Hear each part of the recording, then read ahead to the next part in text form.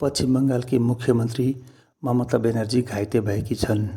बिहिबार कालीघाट स्थित आफ्नो घरमा घुम्दै गर्दा तिनी अचानक लड्न पुगिन् र तिनको निधारमा गहिरो चोट लाग्यो। तिनलाई एसएसकेएम अस्पताल लगियो अनि त्यहाँ तिनको घाउको उपचार गरियो र पट्टी बाँधियो र त्यसपछि घरमा ल्याइएको छ।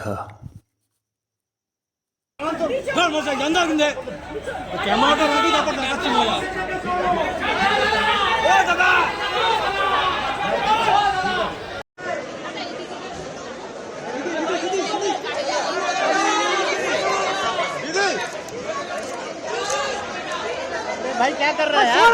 अरे चमन चल रहा है यार। दादा छोड़ो ना।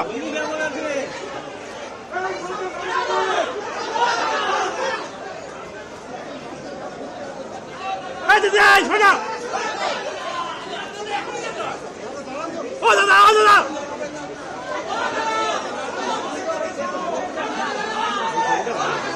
তো জানি না, আমি ওনার দ্রুত সুস্থতা কামনা করছি। উনি দ্রুত সুস্থ হয়ে রাজনীতিতে ফিরে আসুন।